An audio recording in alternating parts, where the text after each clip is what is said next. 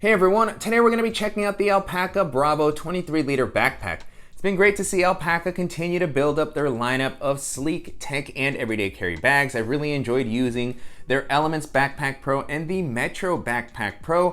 And this seemed to offer that same style, but a different layout. And in this video, I'm going to be talking about what it's been like to use this over the past couple of weeks. I'll show you how I've loaded it out, walk through all the features, and I'll also talk about how it compares to some of the other similar bags that are currently on the market. Before jumping into the video, if you're new here, welcome. My name is Danny, and on this channel, we love reviewing popular travel and everyday carry gear. If you like these types of videos and you'd be interested in seeing more, please consider subscribing as it helps the channel out a lot. So with all that being said, let's go ahead and jump in. Starting off with the overall aesthetic, like Alpaka's other bags, this has a pretty modern techie style. It feels a little more minimal and subdued than something like their Elements Backpack Pro, so I think that this is going to be really versatile. It's going to work great for traveling, for exploring a city. This is something I could see myself taking to the office or using around campus if you're a student. As far as the materials, this feels really solidly built. This exterior fabric is a 600D Axoflux fabric that feels like it's going to offer a nice amount of durability and weather resistance. It's not a super rigid fabric, which I like, so it'll kind of mold around the items that are on the inside. Beyond that, you have really solid hardware all throughout, including aqua-guarded YKK zippers. Continuing along the outside of the bag, I was happy to see that you have two external water bottle pockets, one on each side, and these are going to offer a pretty good amount of capacity.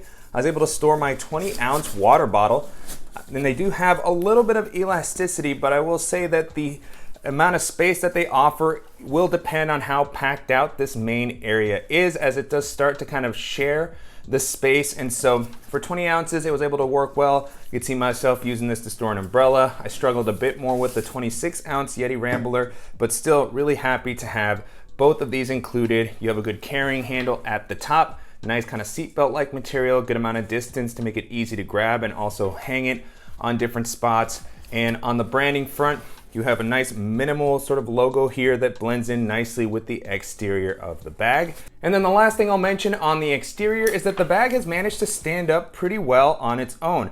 The structure isn't super rigid, so once you start to empty it out, it will start to maybe wobble a little bit, but if it's packed out and you place it down next to you, you'll be able to use the compartments pretty comfortably. Moving into the capacity, this is listed at about 23 liters, which to me is a really great daily bag size. I was able to hold all the items that I normally like to carry with me, and it still felt like I had some leftover space for longer days. And I like that even when this is packed out, it manages to maintain a pretty slim profile, which makes it great for navigating crowded areas, jumping out of public transit, and carrying onto a variety of domestic and international airlines. Continuing with the harness system, so far the bag has been pretty comfortable to wear. You have a nice amount of padding here on the straps. It's really soft right out of the box. It's almost got a gel-like feeling here. On the inside, you have a nice material. It's not quite an air mesh, but so far I haven't noticed any issues with moisture building up. The width of the straps is a little bit narrower than I would like to see for the size of the bag, but for the most part, I haven't noticed too much fatigue as I've been wearing this for a longer period of time. And then you have an adjustable and removable sternum strap with a magnetic buckle, as well as a couple of attachment points so that you can hang your sunglasses or clip on additional accessories. You have some nice strap management here. And on the back, you have a really nice amount of padding. I really like how this was incorporated, just well distributed throughout. You have the breathable mesh and a good bit of elevation to create plenty of airflow while you're walking around. And on the back, you also have a luggage pass-through that's going to allow you to rest this on your suitcase while traveling. I like the orientation here to allow the backpack to stand up to make it a little bit easier to get to your laptop. And then while we're on the back, I'll also mention that you have a hidden compartment here, which is pretty spacious. This is going to be a good spot to store something like a wallet or your passport, some extra cash, anything a little bit more sensitive that you want to keep protected from pickpockets. Jumping into the organizational options, you have a pretty simple but effective layout. On the front, you have a quick access and admin style pocket. And so this actually goes down quite a bit, almost all the way to the bottom, which is going to give you some flexibility to store things like jackets, pouches, anything that's a little bit larger that doesn't fit into the main compartment. At the moment, I'm just resting my charging cables and my USB-C hub, but this would definitely be a spot that you could place some pouches, a toiletry bag if you're traveling, packable jacket. So I always like when bags offer that extra space here in this style of front compartment. And then on the back, you have some built-in organization, a slip pocket here on the right that is going to offer a good amount of space. They're not elastic, but it can handle a variety of different items portable batteries, the mouse that I just showed. You have a couple of slots for pen, stylus, and then you have another slip pocket here that I'm currently using for my charging cable for my phone. And you have a lanyard with this removable magnetic part that will work well for storing your keys. I always like when you can actually remove these to just make it easier to grab your keys when you need to. On the front of the compartment, you have an additional zippered kind of mesh compartment. I like the volume that's offered here, as it's going to give you enough space for something like sunglasses with the case or some AirPods or other headphones.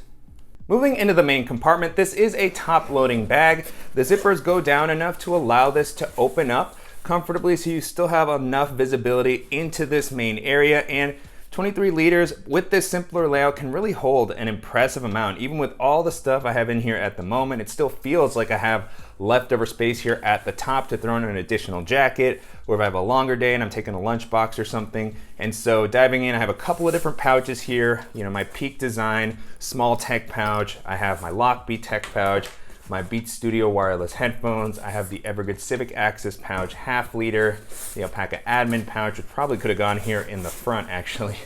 And then at the bottom, I have the Civic Access pouch 1 liter and the 2 liter. So these are the pouches that I typically have in my bag. Now with the compartment empty, you can get a better look at the inside, and this comes up quite a bit, so I could definitely use this for minimal travel. If I wanted to toss in a packing cube, a toiletry bag, an extra pair of shoes, I could easily use this for, you know, a longer weekend trip. On the back, you have a zippered compartment that is going to be a good spot for smaller items that you don't want falling to the bottom of the bag. Here I just have a notebook at the moment, but great spot for charging cables and other EDC items that I'm using regularly. And then on the back, you have a padded laptop sleeve, and I do like the amount of padding that's offered on the sleeve itself. It's not just a simple slip pocket. You have some soft lining on the back to help prevent against scratching. This will be able to handle a 15 or 16 inch laptop pretty comfortably. Here I have my 14 inch MacBook Pro, and so far it's been pretty easy to get this in and out. If you have a larger device, I could see this lip potentially start to get in the way, but it does feel like because of how far this opens up, you should still be able to grab your laptop pretty easily.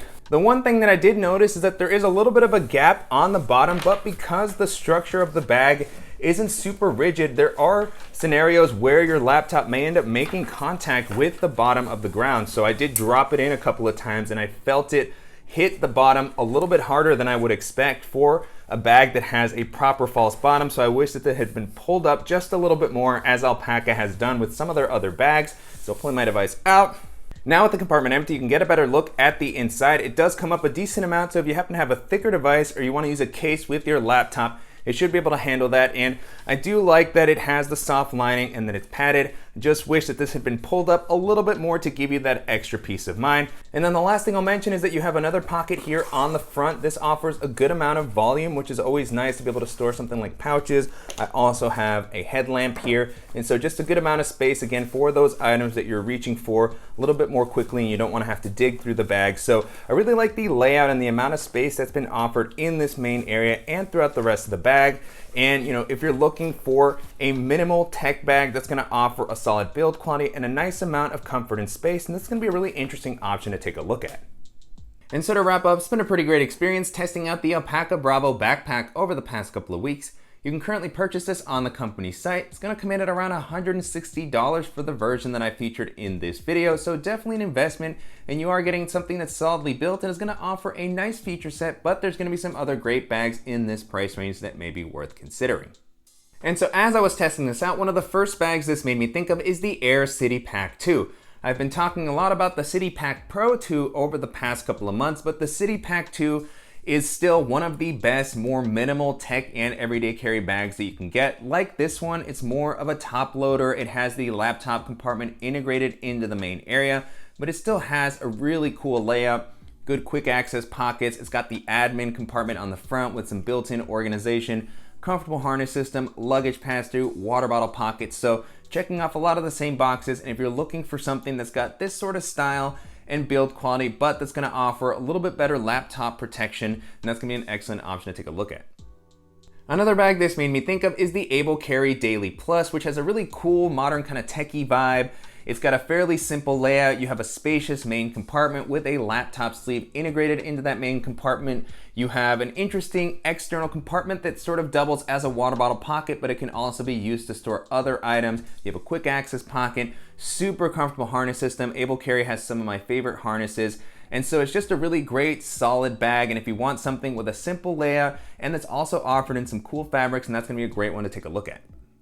And then the last option that I'll mention here is the City Pack from Baboon to the Moon, which has a really impressive feature set. It's got more of a classic day pack style with a comfortable harness system. It has external water bottle pockets. They don't have the most elasticity, but you still have the options to store some items that you're grabbing regularly. You have quick access pockets, a spacious main area. I like the 24-liter size of that as it gives me some additional capacity for longer days. It has a dedicated laptop compartment that is well padded and suspended. It has a good luggage pass-through. And so if you're looking for a very full-featured bag that's gonna have kind of that classic aesthetic and a similar build quality, then that's gonna be an excellent option to take a look at.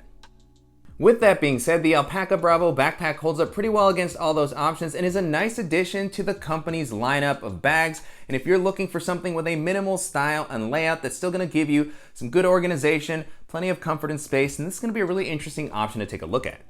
And I'm definitely curious to hear what you all think of the Bravo backpack and how it compares to some of the other popular tech and everyday carry bags that are currently on the market. And if there's any similar options that you think that I should check out, as always, please let me know in the comments. And I want to thank Alpaka for sending the bag for me to test out, and to you guys for watching and supporting the channel. If you enjoyed this video, please give us a like, and if you haven't already, make sure to subscribe so you don't miss any upcoming videos, and we'll see you in the next one.